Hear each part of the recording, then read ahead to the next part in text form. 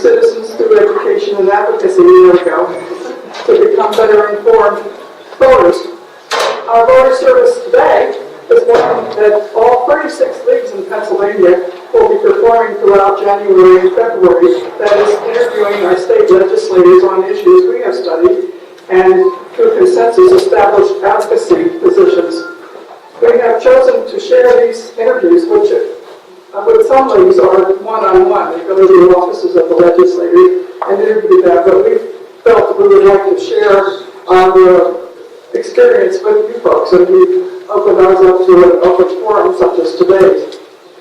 And afterward, when I finished asking the questions which the state league has asked us to require the legislators, we will open up the question and answer period to those of you in the audience. There will be plenty of time for you to get your questions up to the moderator for the interview.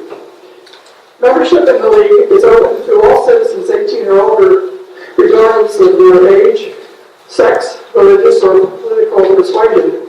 We exist solely through dues paid locally and divided among the national and state leagues, and donations from supporters. Donations are tax deductible, made to the League of Women Voters Education Fund. In fact, our treasurer, Fran Ferrari, where are you, Fran? Has a square, this cyber age, available, which slides electronically over your credit card. So if you're of that inclination today, you'll very happily accept you and your credit card for a contribution to us today. We also accept personal checks.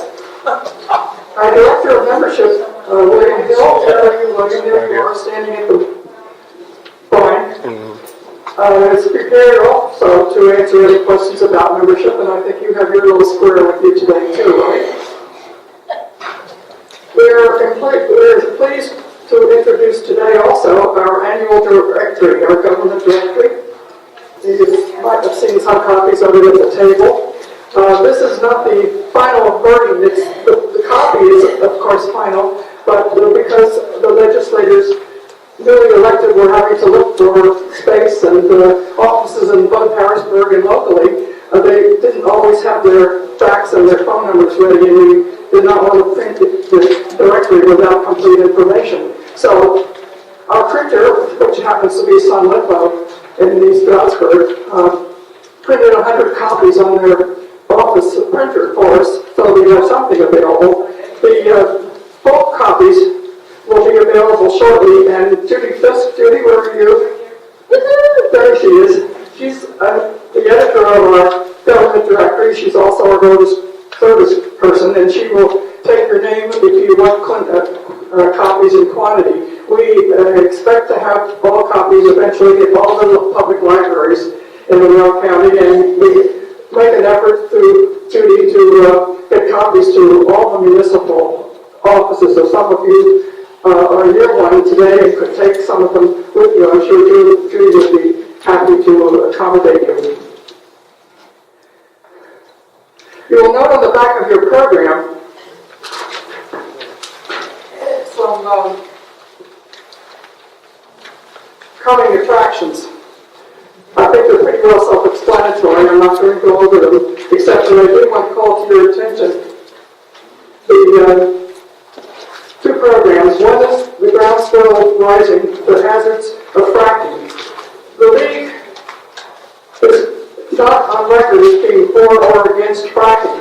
What we are concerned very much about is the environment and how fracking affects our water and air and other parts of the environment. This bill is slanted toward eliminating fracking, but we wanted to support it, the showing of it, to offer what you might consider your own judgment about the issue. And in May, you'll see that we're going to have a program on mental illness, and it seems very appropriate in as much as if you read the Pocono Record, you probably saw the article this week that where the legislature has put into law a procedure or programs to help the mentally ill in prisons. The details have to be worked out, but that is very reassuring that something is going to be done in that regard. Mary Lucas, Mary is the chair of that program that we're going to be doing in May, and we hope then that we will be seeing most of you back here, right here in this very room, on May 9th. And in the meantime, I'm very happy to introduce to you the moderator for our program today. She'll explain. I'm sorry, Kathy? Kathy's on our board of directors. Yeah, I just wanted to, when we decided about the fracking documentary, because we're nonpartisan, we also wanted people to know this is going to be on our website, and it will also be on our Facebook page, which we want you to like. That there will be someone from Cabot Oil doing a program on February 6th on Smith Street at the Older Adult Learning Center. If you don't know, the address and everything will be on our website, because we want to inform you on either side. So we wanted to have a balance. So we're going to do this documentary. We're kind of promoting that, and we're also going to be promoting people to learn what the industry is talking about when they're talking about fracking. Thank you, Marty. Marty's going to represent the league at this particular presentation at noon on Saturday, January 31st. Thank you. So go back to why we're here today, and I'm happy to introduce the moderator of our league, Paula Haitian. Paula?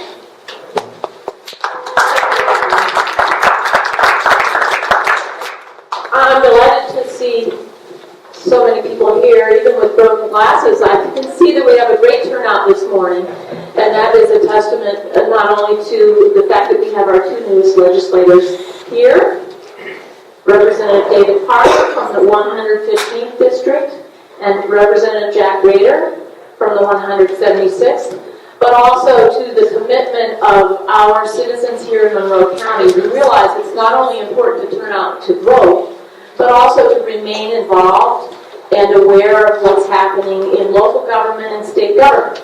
We need to stay in touch with our legislators and our elected officials so they know what's on our minds and how they can serve us in their office.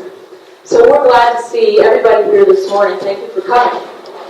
On the inside of your program, you'll find the questions printed. They're rather long and involved, so I won't read them aloud.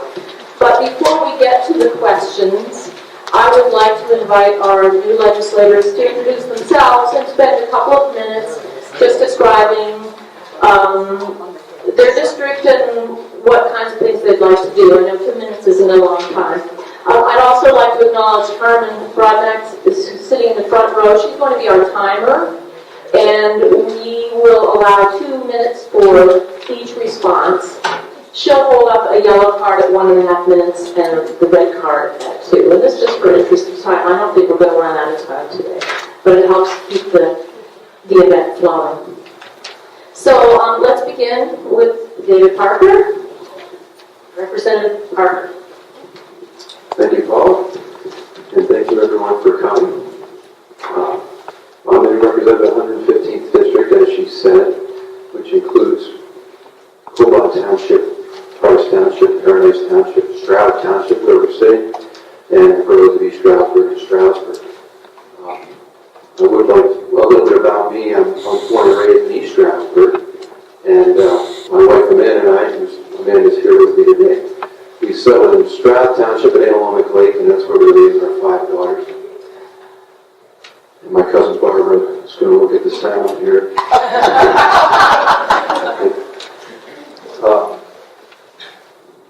Okay.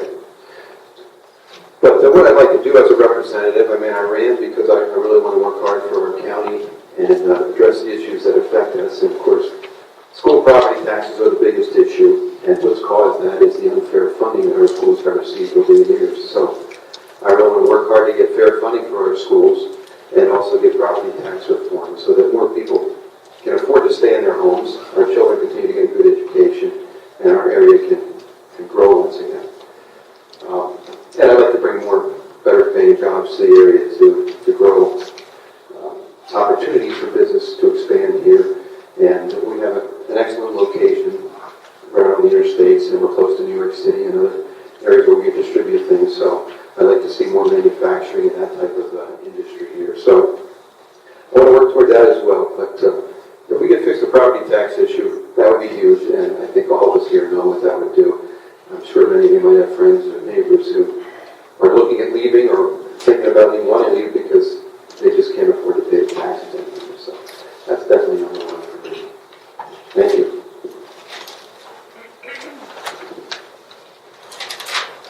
Next will be Jack Rader. David and I actually share an office here in Harrisburg, and we sit right next to each other on the floor. So we're going to have, but we have the same issues, which are important for the community here. And I think we'll have one voice in Harrisburg.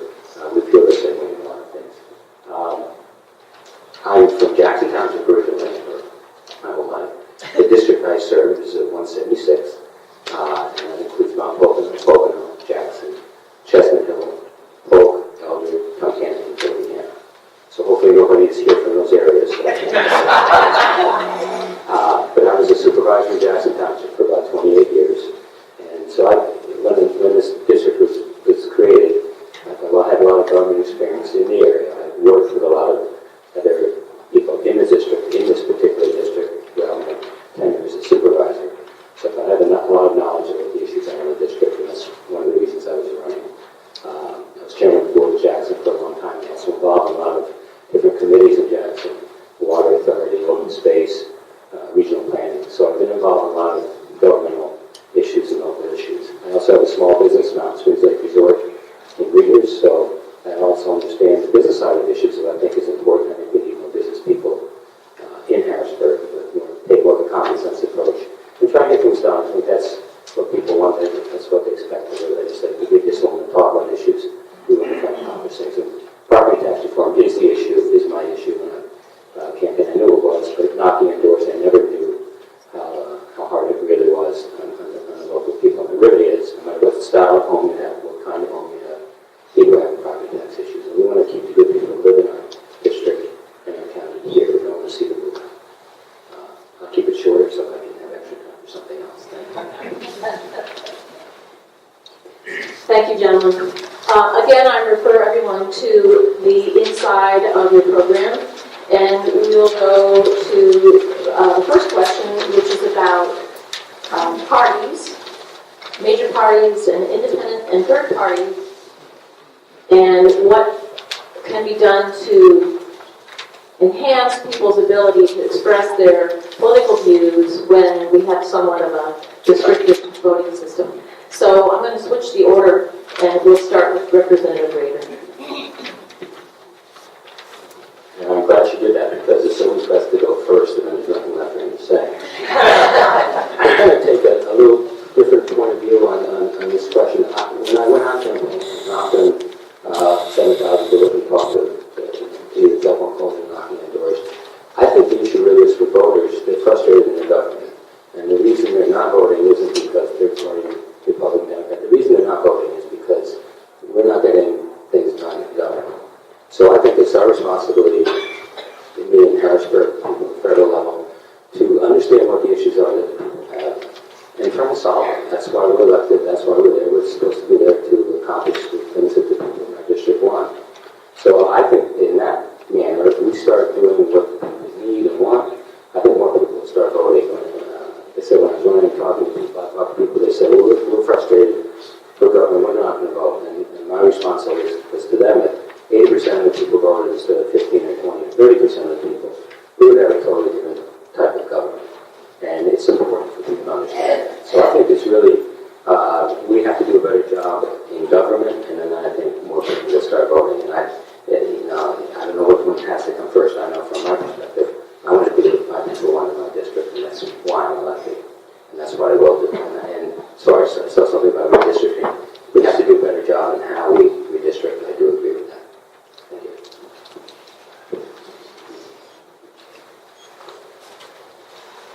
Okay. I was just going to read the question, but I thought it would be beneficial. But what will you do to expand and protect the rights of voters, including independent, third-party voters, and citizens disenfranchised by party politics and redistricting? Well, I already did something, and that's I ran for the seat in the party that wasn't supposed to win this seat. When redistricting occurred, my district was cut out to be a Democrat seat. Just so you know, the makeup of the district is 58% Democrat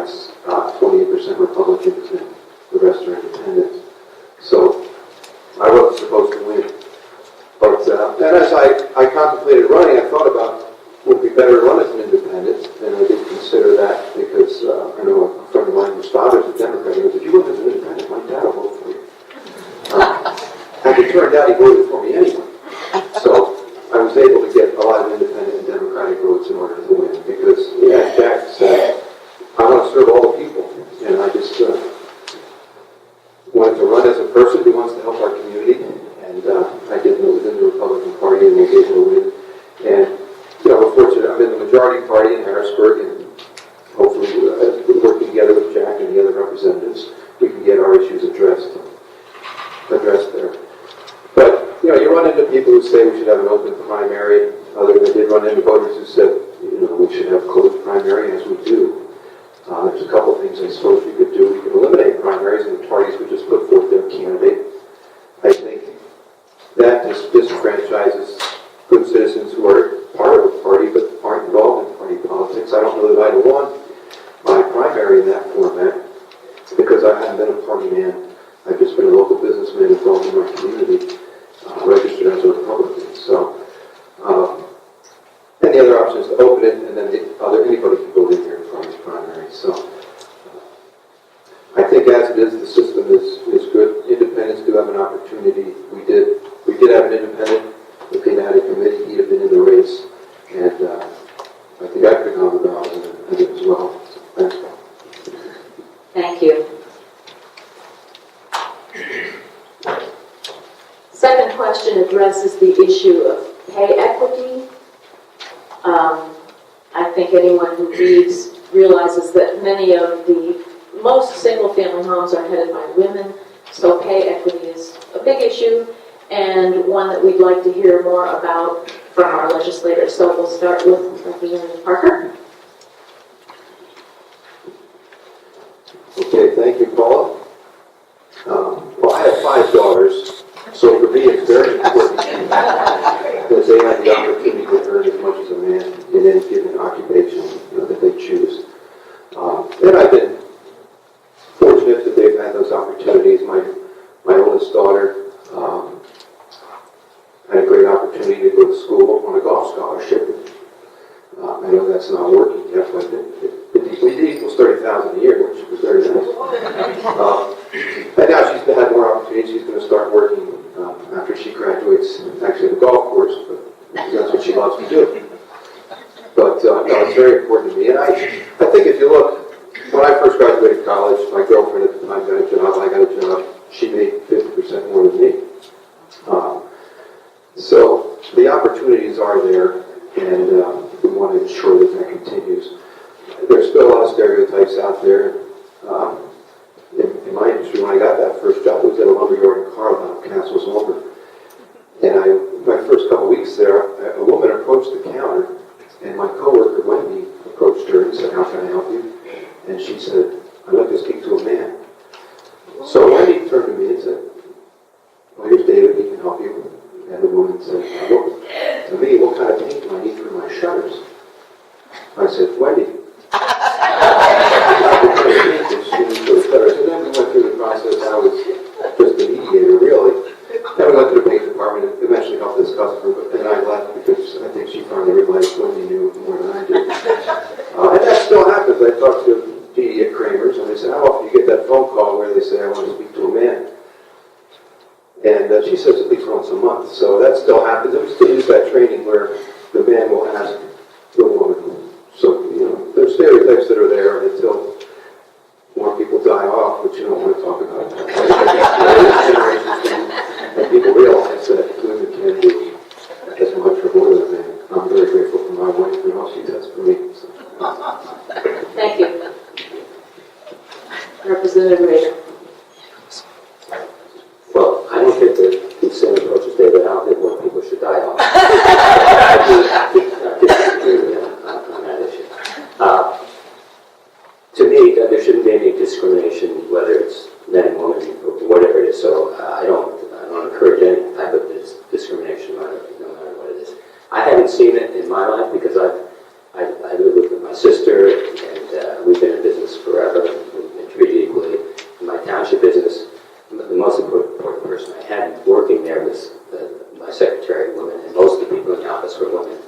And most of the people in my office in Mount Springs Lake are women. So I've been dealing with women, and I have never had an issue with equality on that. So personally, I haven't seen it, so it's hard for me to grasp this issue as much as that. But if there are issues, if there are examples out there where there's discrimination, I don't think there should be. I come from more of an economic growth type. When I look at issues, I'd say, okay, how can we help this type of person, that person? I think if we raise the economy, raise the job levels, raise what everybody's making, it helps everybody. So one of the things I'm for on the property tax reform, economic growth, job creation, I think it helps everybody. And if there are areas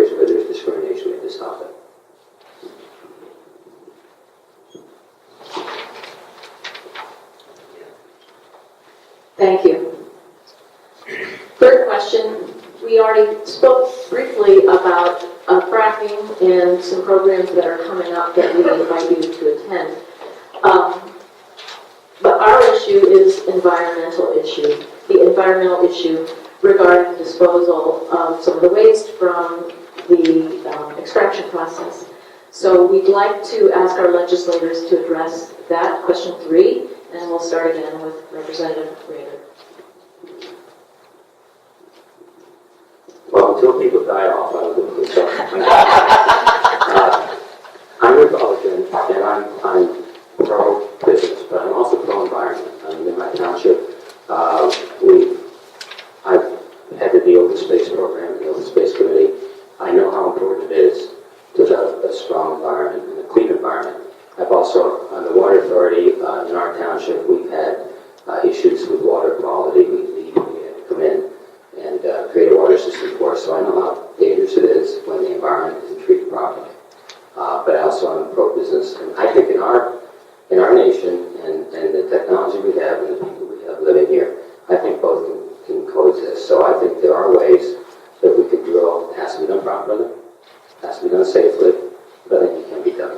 And so you can't go too far one side or too far the other. I think we can co-mingle and make things work in the society we have today. So I kind of am in the middle of the road. I'm pro-environment, I'm pro-business, and I think I can be that way. Surprisingly enough, I may surprise some people, but I think you can do that. Thank you.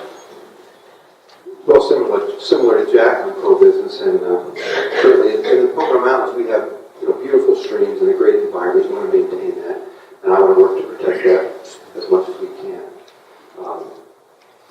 I'm in correspondence really with Mark Lichty and Kathy Lockwood about this issue because I know they're but I'd like to see more reporting on it at this point. I'm looking at ways we can do it safely, and they're challenging me to research it more.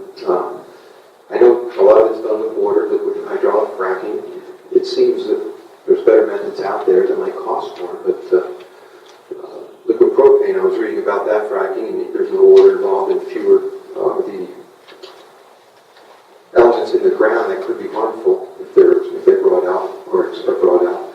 So I would just like to continue to look for ways to do it better, safer, and but I do think it's a valuable resource for us, and we should strive to get it because natural gas is cleaner than oil and coal, and it's a great boon to our economy, certainly. So I would just continue to look for ways to do it better and enforce the laws that we have and make sure it's done without harming the environment. Oh. Thank you. Now you have an opportunity to talk a little bit about what some of your initiatives would be when you get to Harrisburg and your office is all set up, and you can work with leadership and colleagues both in your own party and across the aisle on your own agenda. So what would your agenda be? What would you like to be involved with on a legislative basis? Starting with Representative Parker. Welfare funding for education was my number one issue, and that I've already started getting involved with that with the Fair Funding Commission. I've gone to 3 of their meetings now, and I want to continue to stay active. And now that I'm a representative, I'd like to get more involved in that. Also, property tax reform. We've already had a couple meetings about that in Harrisburg. We're going out again Tuesday because we really want to put together a bill that works, that we can get passed. A lot of bills have been talked about over the years, but all of us sitting here know nothing has gotten done. We've heard about property taxes for years. So our new leader, David Reed, is really eager to get a bill that we can pass, and that's what Jack and I are working on. I know that as far as an actual bill, I think we need to pass a bill for East Stroudsburg to have access to some of their wells. It's just an easement type issue, but that's one bill that I will introduce. And I actually sponsored a bill that I've already had 400 requests for bill sponsorship come through my email, which I wish someone, if it was really important, they'd come and talk to me.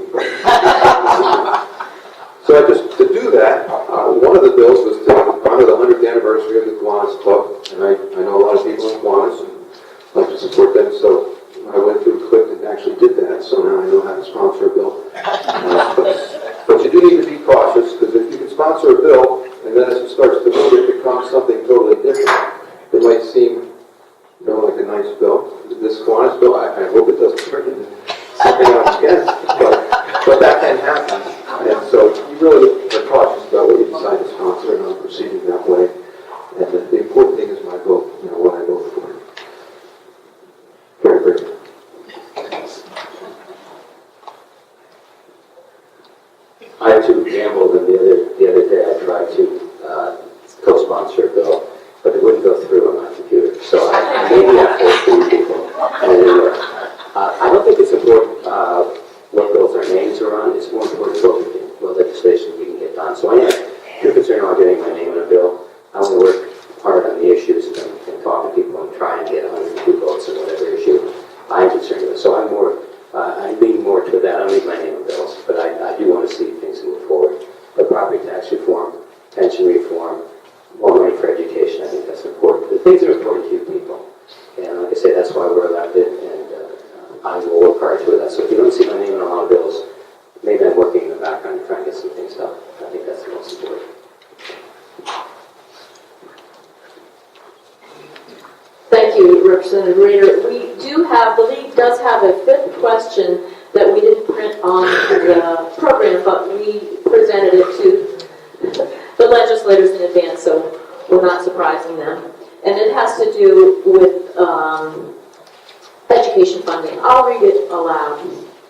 The 2008 bipartisan fair funding formula derived from the costing out study of 2007 effectively introduced equitable and adequate funding distribution for all of Pennsylvania's public schools.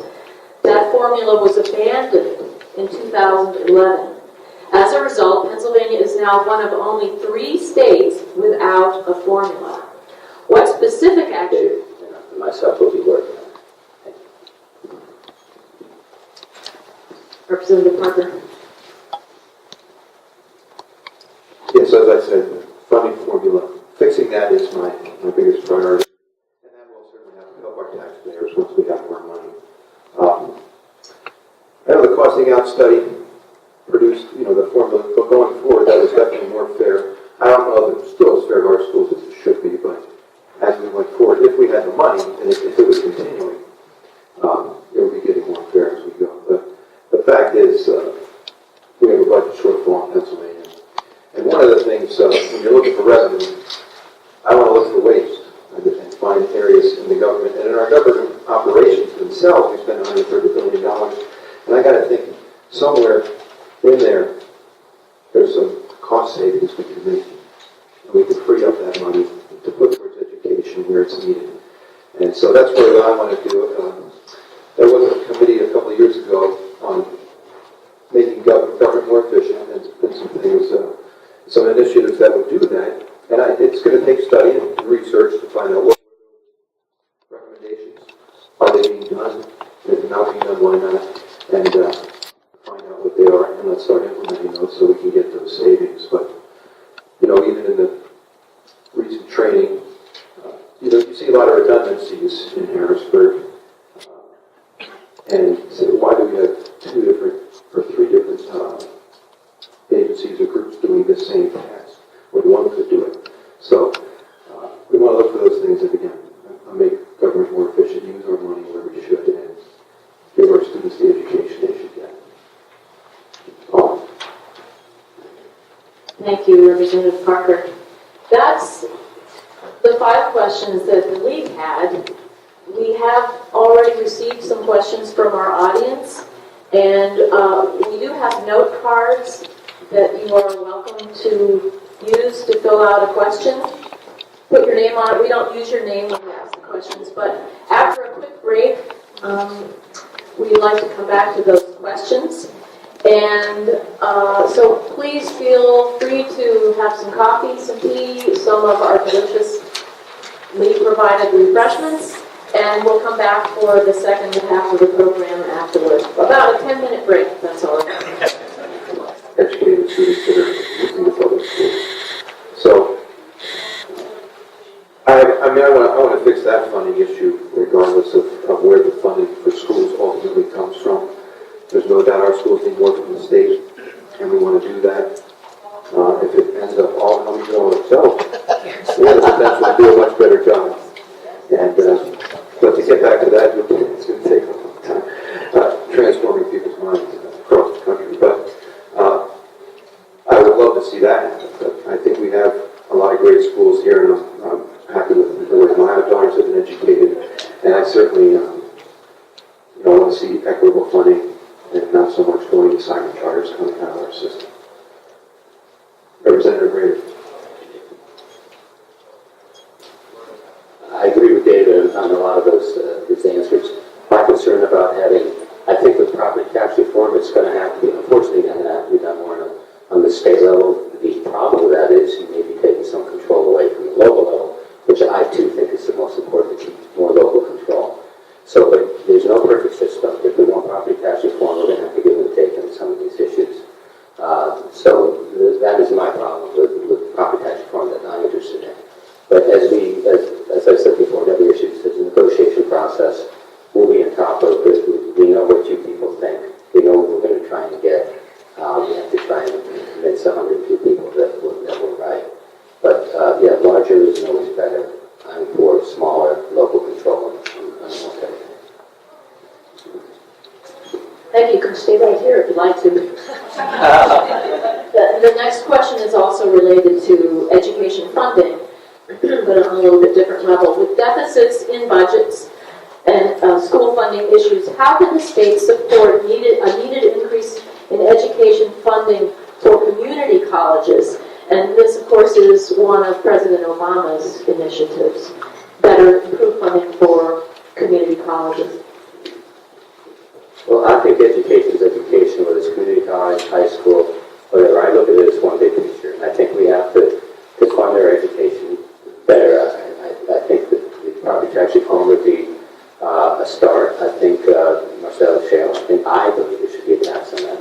All the money should go to education. That's just my personal view. You have to convince others of that. But I think we just have to do a better job on how we fund education. That is the lifeblood of our society moving forward.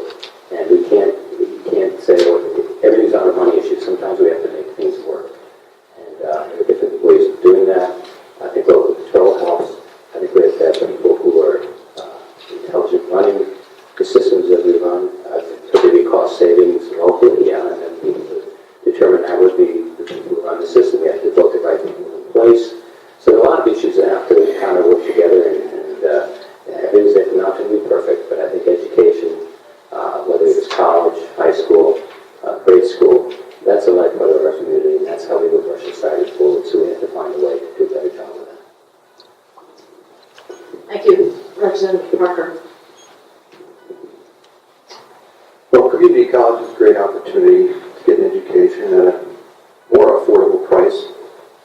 I did see that report last night about President Obama's initiative, and it sounds great. I'm not sure where the money would come from, but my other concern was with that money came limitations, requirements from the federal government that were going to affect your local community college.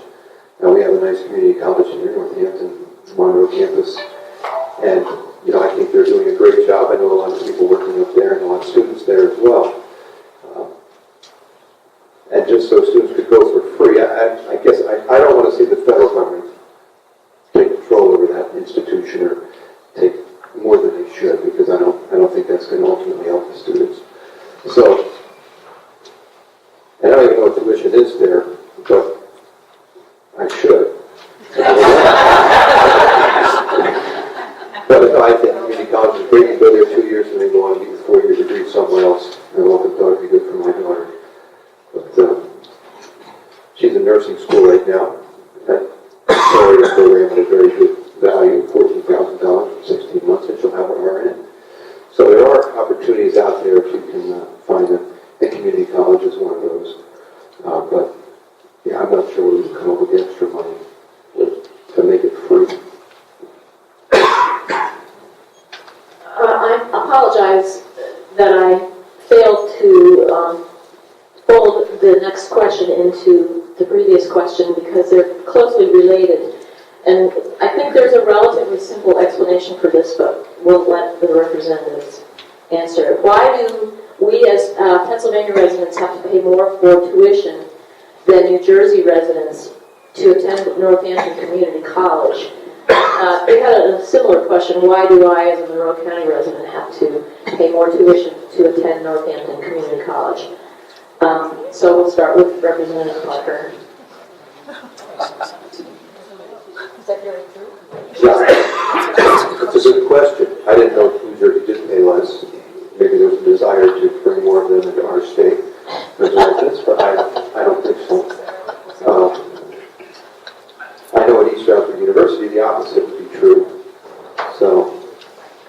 to look into that.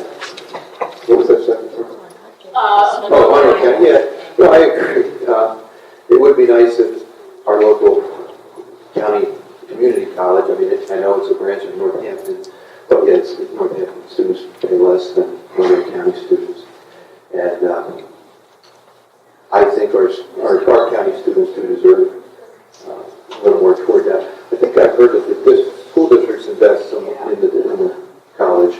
So if Northampton districts are doing that, and ours are not, that would be part of it. And our school districts don't have any extra money, I can tell you that, to be investing in the community college. But that would be something for me to work on in Harrisburg to get more funding so that our county students would get a better deal, or fair deal in this case.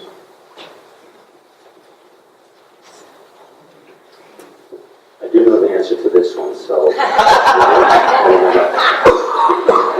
The reason I think Monroe County students pay more than Northampton is exactly what David said.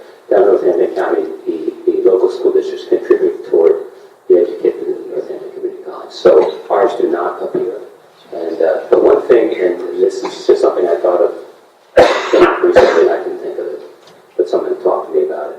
We do have some of the LSA money goes toward Northampton Community College, but that doesn't happen down in Northampton. So maybe there's some give and take. We do contribute something they don't contribute, so I don't know if that's considered. May not be. I don't know about the New Jersey. I'm usually out of state. We pay more than in state, so I kind of don't think that's the case. According to the web, New Jersey out of state is $273. Monroe County is $151, and other Pennsylvania counties are $182. Northampton is $91. On the I internet, can't their believe, website. I don't believe that anyway. So. Thank you. I don't know why that is. It shouldn't be. Usually out of state pays more than in state, so I don't know. Why.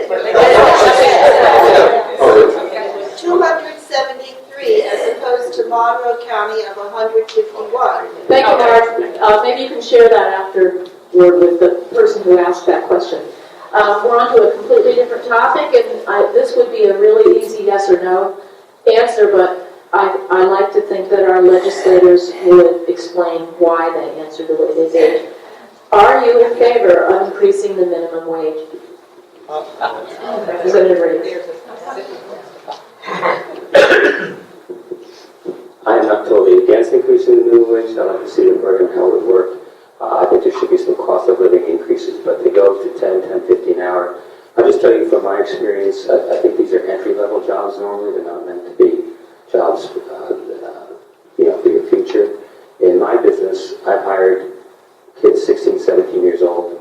I actually paid them more than minimum wage, but they weren't. If I had to pay them 10, 50 an hour, I would have hired them. I would have hired somebody else. And those are important for the younger kids. I taught them how to work. I taught them what I expected. They didn't have that. If they were going someplace for 10, 50, you'd hire an older person if you're going to pay them that much. So you don't want to take out that segment of the population. So I'll have to see what the program is, how it would affect younger kids, how it would affect businesses. I'm more of a free market type of person, but I'm not totally against increasing minimum wage, but I want to see how it would impact other things. Thank you, Representative Parker. Yeah, I have a similar view to Jack's. I'm not totally opposed to raising the minimum wage, but it's not my priority. There was something, though, that I discovered as I was involved in HR committees with the chamber, and there was local nonprofits who were paying minimum wage for jobs, and I knew what these people were doing, and I'm like, they should be getting more than that. But I was told that they thought they were allowed to pay was minimum wage. So that's something I do want to look into a little bit more. If there's something at the state level that says, this agency or nonprofit can only offer that. It could just be in their bylaws. I'm not sure the exact scenario. But if there's anything the state's doing an agency that says we can only pay someone minimum wage, I'd like to eliminate those things. So I just heard that, and that was one concern. But hopefully that answers your question. Thank you. Unfunded retirees' pensions, these are public employees, have been pushed aside for too long. how can we take care of this sad situation? Representative Parker. Well, we need a windfall of money. Right now, our state pension system is $50 billion short. And the money's just not there. There were some very irresponsible things done over a decade ago. And just as a common sense person, when you see this happen, you see, what were they thinking? I mean, but the legislature voted to increase pension payouts, decrease the contribution, and as a result, the money went out and money wasn't coming in. The stock market was doing well. It was thought it would do well forever, but we know that's not the case. So it's frustrating because I was speaking with someone the other day that is a retired teacher. They retired, they get their pension. This new law was passed. The new people get better pensions that are underfunded. And so they're getting the pension that they agreed to, but it's not as much. And now they're not getting increases of cost of living, where people are retiring now and getting a great pension. So, I mean, it's going to take having enough money. And one of the ways to fix that is to get the economy booming in Pennsylvania. More tax revenue would come in, and we can direct those funds to address these issues where we're having shortfalls. But that's the only solution I see now. Once I look into it further, there's a way to adjust it to make it fair for people who are retired. I mean, certainly you have teachers who invest their time in teaching and are now trying to just live. I would like to be able to give them a cost of living increase, but we need to find to do that. Thank you, Representative Rader.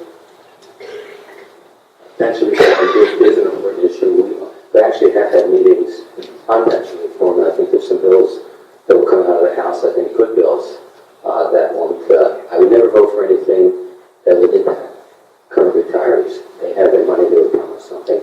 It should stay that way. Even people in the system, I don't want to impact people already in the system. They're counting on something, they're promised something.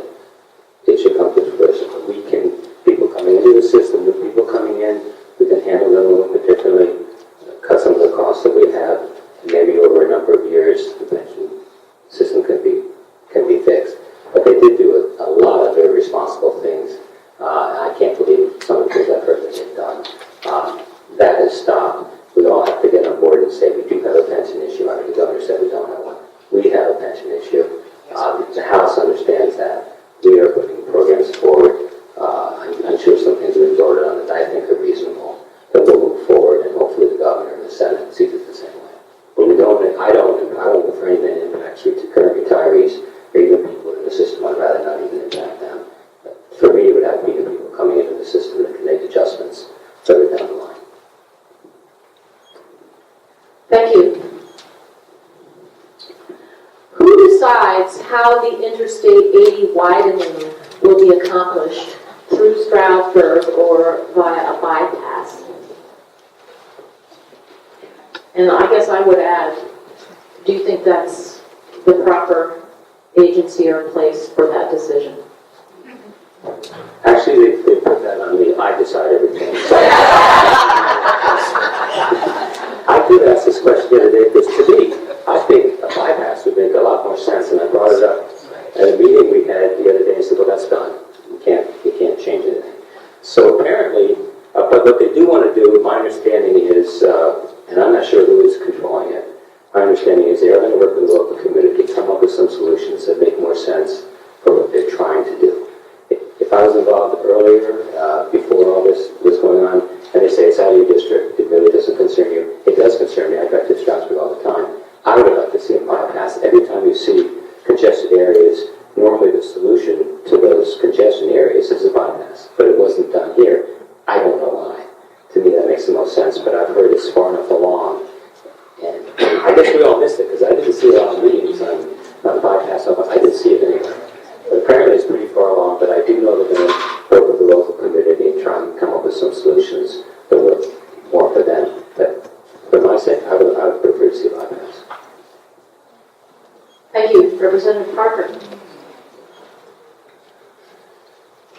Well, from what I understand, PennDOT is a big part of it. I mean, it's an interstate highway, and they want to make sure traffic flows through it and continues because of the shipping in this area coming through on Interstate 80, and they want to be able to accommodate that.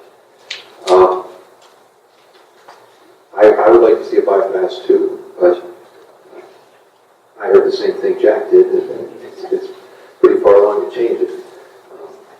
But we'll see. I mean, I still have a lot of people to meet with. To get to know people in PennDOT and other agencies that are going to impact this. And if we can make it better, we're going to try to make it the best we can with the way it is. One of the things that was frustrating in this whole process of talking to different municipalities, I know Stroud Township really kind of felt left out. But I mean, Stroudsburg Borough too, for that matter. But it would have been nice to see more communication between PennDOT and the municipalities years ago, so that they could have worked together. Because even if we would do this project, there could be road projects planned in Stroud Township that would make sense to do at the same time for cost savings and integrating the roadways. And it just doesn't sound like that communication channel is open. So I think one of my roles is to stay on top of these things and find out what's happening, communicate with the township and let them know so we can start this communication sooner and get better solutions to our traffic issues. Thank you. Given all of the partisan politics resulting in gridlock at all levels of government, what can we expect from you in cooperating with our new governor, whose platform was popularly supported by Pennsylvania citizens? And the question goes first to Representative Parker. Thank you, Paula. Well, I did get to meet Governor-elect Wolf in New York a couple of weeks ago. And we had a nice conversation. I wanted to make the connection because our families go back about 80 years. My great-grandfather and his great-uncle were two of the original members of lumber co-op that we're a part of. And he remembered that as well. So we're a customer of his at Kramer's, where I guess I didn't say that. I work at Kramer's Home Center. That's our family business. And that's how I'm related to Barbara here. She's a Kramer, the director of the library. So I do want to work with him and accomplish the things that are going to benefit Pennsylvania. He's a businessman, so that's encouraging, and I think he'd like to see government work better. I do appreciate what he's put forth already in the gift ban and trying to get the corruption out of politics. So those are good things. There's a lot that we agree on.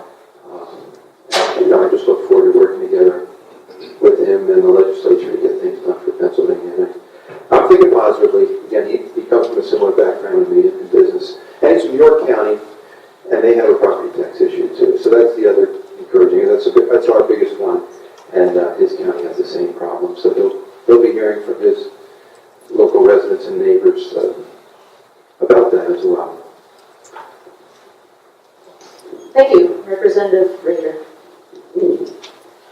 Well, I don't know if the governor's platform is what everybody voted on, or they just voted against Corbett. So I'm not sure about that. And I do know that 22 new Republican legislators in the House. So there's disconnect there. The voters want this and they want this. Well, we have maybe two different points of view on things. But I work with people. That's how you get things done. I've done that in business. I've done it in my community in Jackson Township. So I will be working with whoever's there. I think it's important to work together. I weigh in on that. I did talk to the Democratic legislature as I was running. I said it's important for me to work with you. And he said, well, you know what? I won't be allowed to work with you, and you won't be allowed to work with me. I hope that is not the case, because I think we have to work across party lines to get things done. And I do want to work with the government on those issues that we have common ground on. And anything I've tried to do, I can usually find common ground with people on almost everything. So I think it's important. These people expect us to do things. We can't accomplish anything if we're fighting all the time. That doesn't accomplish anything. And I wasn't sent there just to talk. So to me, you have to compromise. You have to move the ball forward. And that's what I'm doing. Thank you. The next question, we actually have a couple of questions regarding public support for the arts in education and in the community. How will you support the arts in education and the community? And do you believe that providing some funding for the arts is a public responsibility, or do you think the arts should be entirely self-supporting through ticket sales and private sales? Representative. I don't think you can support anything as important as that just through ticket society, you have to, different things are important to different people. I think it's important for government to support, not just education, not just the arts, not just this or that, or your favorite agenda item. So I do think it's important for the state and local government to support the arts. That's part of the fabric of society, and I think we have to support it. Thank you. Representative Party. Well, I'm glad to be part of the Stroudsburg School District where we have a great arts program. We have an orchestra, too. And my daughters play the strings. And I do think the arts really helps education, gives you a well-rounded education. And I plan to support the arts as a citizen, and even in my legislative office. I just talk to the art council about providing art for my office, being involved in the art caucus. So, yeah, it's very important to me. I also married a woman who was the lead in the musical in her school for all 4 years. I will always hear singing, and I got a dancer now, it's in the Nutcracker. So we're very active in the arts. And when I look at government, the role of government, I mean, I really think society needs to invest in the arts. If we're looking at a budget, and you know, I hate to cut out education. I think it's very critical for that. But whether there may be certain types of art that I don't think government should invest in, because I think the private sector and the market can do that. But certainly we want to promote it so that we know that the best and brightest in our society are connected to the arts, and we want everybody to be the best and brightest. So I certainly will be investing in it myself. Thank you. Going back to the fracking issue, if a chemical is not known by the EPA, nothing is done to ensure toxicity. Many chemicals are used in the fracking industry that are unknown to the EPA. Would you support a bill requiring all chemicals and their amount to be made available to the public? I guess that means information about the chemicals and formulas and how much is going into the fracking, the extraction process, making that information available to the public.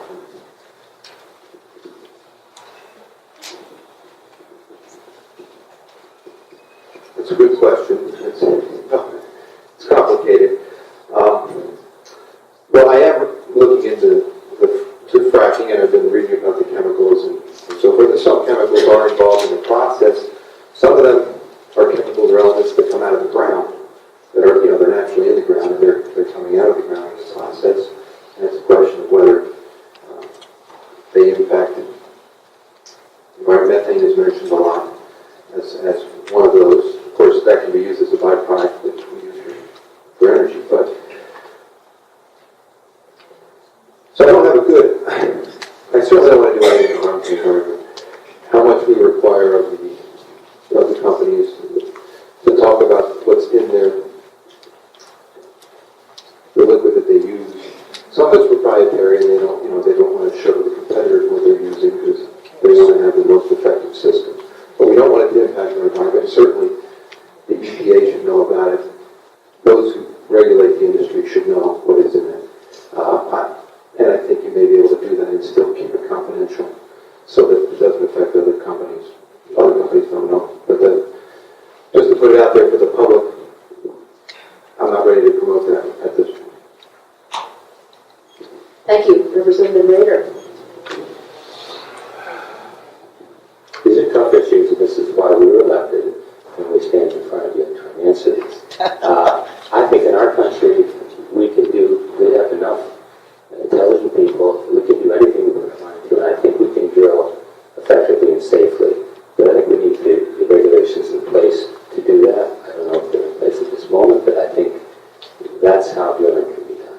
That should be done safely and effectively. I wouldn't turn my back on the industry. So that's my short answer.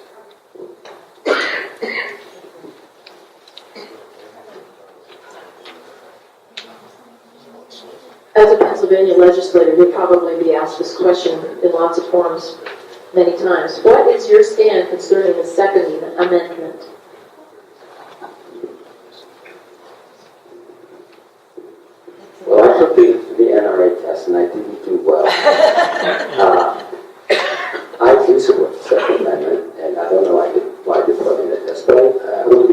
about gun control and gun laws. We don't want to take anything away from those who enjoy the Second Amendment, and I approve Second Amendment. But I also understand, I think my problem was at gun shows, I thought there should be background checks. But reasonable solutions to problems, I think, is something we have to come up with. I think a lot of the issues we have with what happens with guns, the mental health issues, drug issues, I'd rather see some money put into some mental health reform where we can help some of these people. Because we all know who these people are, and they're not getting the help they need. So to me, I think Second Amendment rights are here, mental health issues are over here, and they're intertwined because those people with mental health issues can get guns. So we need to treat the mental health aspect of it. I think when we see people doing things, we all say, well, they have to be crazy to do that. And I think a lot of times they are, and they're not getting the help that they need. So I treat it more from a mental health perspective as far as what's happening in society. Thank you, Representative Rader. Representative Parker. I don't support poorly on that, but I do support the Second Amendment. Oh.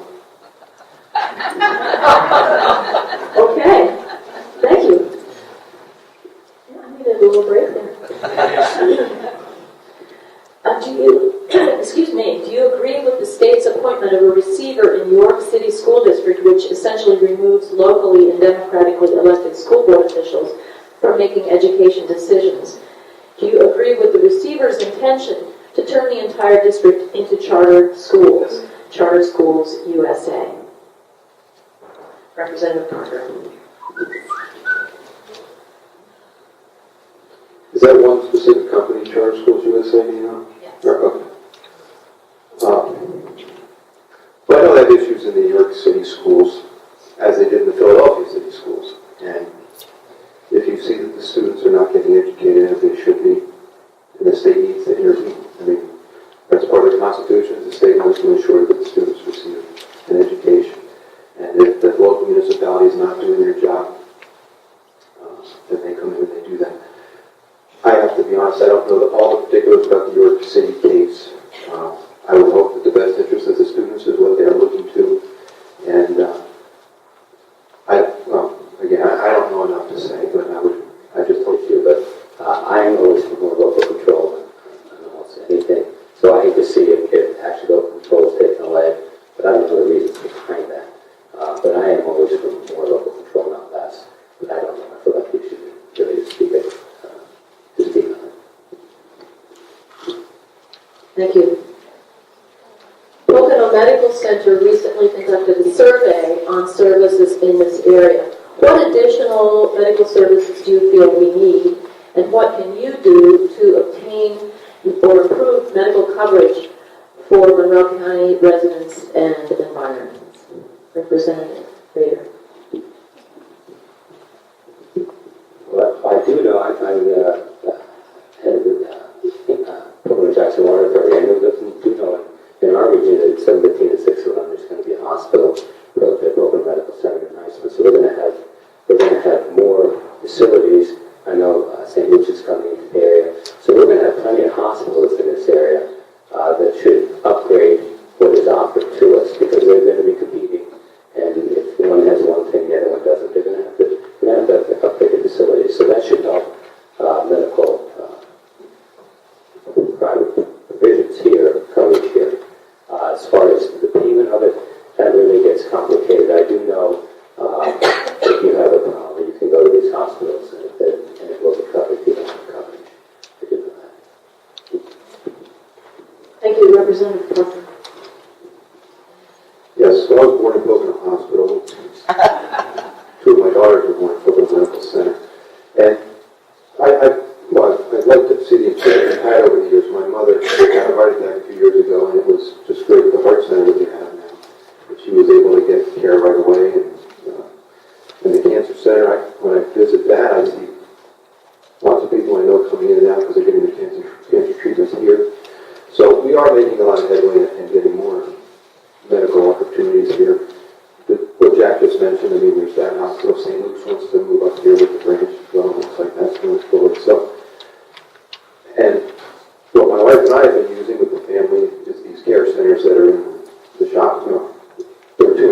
centers. Those were the first ones, and those are the ones we would use. But there's many all over, and it's just, it seems like care is getting better, and it's in one location, so you can get to it, and get in and out, and pay less. I mean, you were paying a lot to go to the emergency room, and now you can just go and pay your smaller copay that you would pay when you go to the doctor. So, I like the direction it's going, and I do think we're getting more and more. So I think what the state can do, and what we are doing when these opportunities come up for a new hospital, there's state money that can be put toward that, and we're looking to do that again, so we can have more coverage for the people of Monroe County. Thank you. Thank you. Representative Rader. No, I have We are- I'm sorry. Taking notes. A byproduct of fracking is natural gas. Much of it is burned off or released into the air. It is very polluting. Will you fight to require its capture for use as an energy source? It is also usable for fracking instead of the use of highly polluting water. Will you require this technique to be used? Representative Parker. Well, since they're the people who are trying to get the natural gas, I'm sure that they want the most efficient methods they can. So if you can recapture it, I would think they'd want to move toward that technology. And that was one, the liquid propane fracking method is another one. And then again, that's one that I would look to and advocate. I'm sure there's costs associated with that, and if we're not using it, well, I know we're not, because most of the fracking is hydraulic fracking, which uses water, and a lot of water. So I would like to see us move toward using less water, because when you just see the amount of energy consumed in the trucks transporting the water, if you can use natural gas to do it itself, you can do the fracking to get the gas, and then reuse some of that same gas to get more. It only makes sense. So I would certainly encourage us to do that and look for the new technologies to do it that way. But it will be cleaner, more efficient, and it'll use less fuel and less wear and tear on the roads. Thank you, Representative Rader. I'm for the most effective and safest way of getting the gas out of the ground. I've said that many times. I think in our country we can find that way. If we're not doing it now, I think it should be required to be safe and effective without ruining the industry.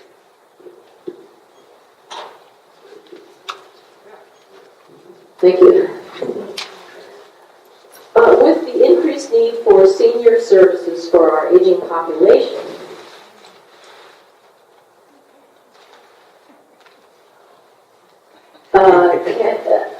can we examine the current staffing requirements? They seem to be grossly understaffed. Representative Rader.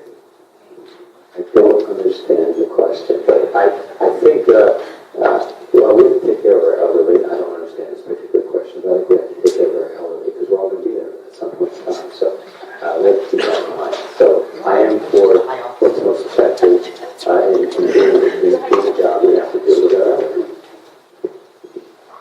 Thank you, Representative Parker. Yeah, I mean, I can only assume it's for staffing in agencies that serve the senior population. And I agree. The same is true with our Social Security, our social services in Monroe County. We don't get our fair share when it comes to funding for any of the agencies. And we have a huge population that needs the services. And that's one thing I'm going to fight for is getting more funding for social services, senior services, and any other that we're due. PennDOT funding as well, I don't think is distributed fairly. In Monroe County, our roads get hammered, but we don't get as much funding as we should based on our population road use. So I'm going to advocate for all those things and try to get our fair share. I'm sure Jack and Rosemary, Mario, and all the other representatives will work with me to try to get more from Monroe County as we should. Thank you. Pennsylvania has become the garbage dump for New York and New Jersey.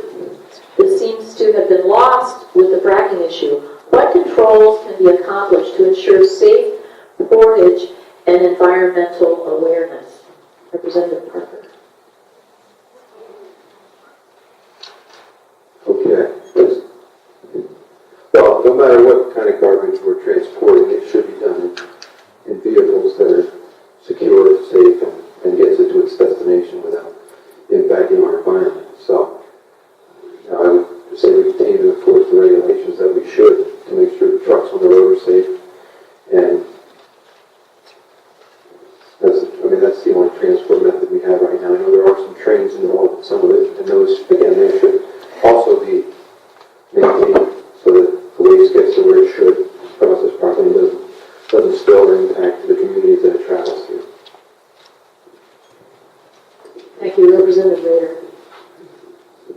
I do know there are a lot of regulations on the dump sites. I know that those are regulated. We've all been driving behind garbage trucks over see people flying off. That should not happen. There should be, if it does happen, there should be some way of finding those people so they make sure that it doesn't happen. There seem to be more questions than people out there. I don't know. But I want a clean, safe environment. I do want that. Thank you.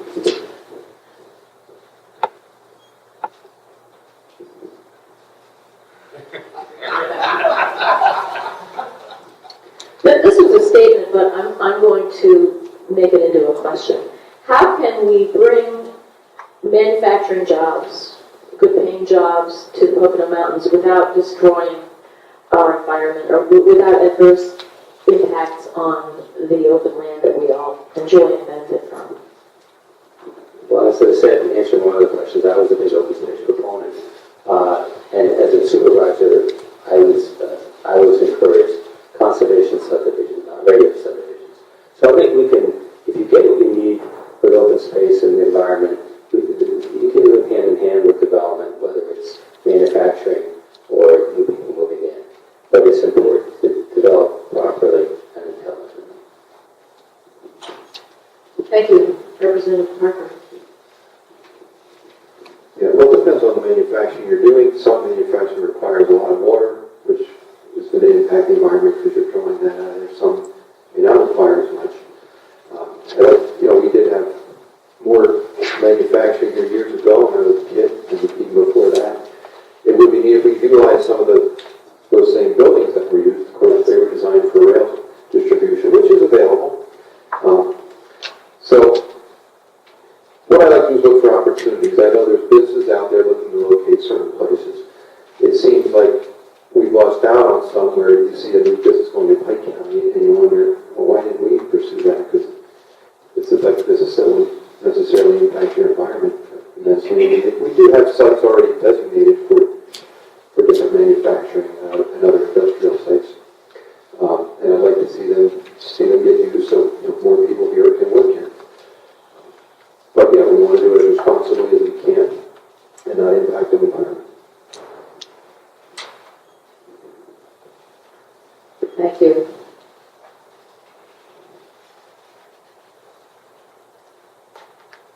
I forgot that you answered that question. Thank you. This is just making sure that I covered all the cards there. This appears to be our last question, and it's quite open-ended, so I'm not sure what you're making. With our national deficit in mind, and Pennsylvania having oil and gas reserves, what do you make of this? Representative Parker. It's a federal deficit. So, yes. Well, I don't like the national deficit.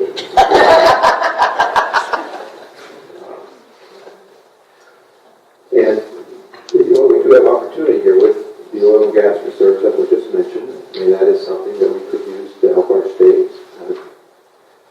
And as we've talked about, we want to continue to do it responsibly. But it is a great resource that we can sell to the rest of the country and generate revenue for Pennsylvania. I don't think we should put any of it towards the national debt, though, as we pay more taxes because we're doing better. The federal government will get more money and they can put it toward the national debt.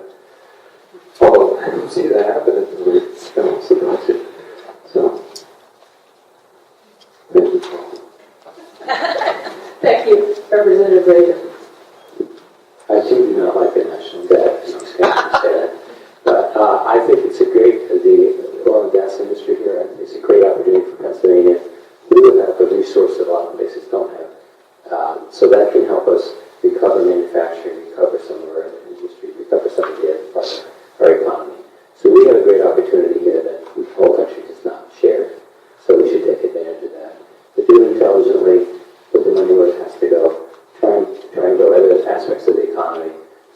just a one-shot deal. We grow proportionally and within the aspects of the economy. So I think that's what's important about having oil and gas here.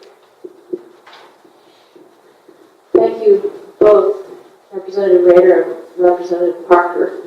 And thanks to our audience for all the questions. They were varied and important, and it just shows how engaged everybody is in the topics of the day and the issues that we all face. I can't remember that we ever ended this early before. So I hope that our representatives will stick around just for a few minutes afterward in case anyone would like to approach them personally. I think that's perfectly all right, if you can do it. Sure. Well, thank you all for coming, and thanks for the opportunity. You know, I'm still learning. I want to get better at answering these questions more succinctly, I'm sure. But I want to let you know, too, where my office is. We do have an office on Lower Main Street in the Holland Treadmill. And I think all my staff, most of them should be there on Monday. We just had training last week for them. And we're getting our computers put in on Monday as well. So it'll be a big day. But you're welcome to come see me there. I did leave some information here with my phone numbers and in that office. And we will be putting a second office up in Tobiana on 196 in the near future. But that's where I am, and thanks again for the opportunity. Do you have an office, Jack? I guess I have to thank you also, because he did. I do have an office. I'm a little bit slower than David, and he got all this technology before I did, so I don't have a computer or phone system yet. But I will have an office over at 115 near the Fish and Pay. There's a cold shop there and kind of a 3-tier little store there. I need one of those. I do have people, staff people, but they get to us yet. But I did, when I campaigned, I put my personal phone number out. And so if anybody needs me, I still have some cards here for my Harrisburg office now. So until I'm up and running, you'll have to go through that process. But I'm a little slower starting, but once I start out, hopefully everything will be fine. I also have an office in the Tobiana Township, so I have a north office and a south office in my district. But you're welcome to call me anytime. I live in Jackson Township, you can stop by if you need to. I'm going to be out there at all the townships for road meetings, do things I did before. So I'll be available to anybody that wants to talk to me. Thank you. Thank you. Make sure you tell all of your constituents who have asked you to co-sponsor a bill that they should talk to officials in Harrisburg and make sure you get the equipment you need to do that with the clicker. Yeah. Thanks everybody for coming. I hope you'll stay and further enjoy some refreshments and chat and talk to our legislators if you wish. And be sure to refer again to the back of our program for upcoming events. We have lots of interesting things coming up in the next few weeks. So enjoy the rest of the day.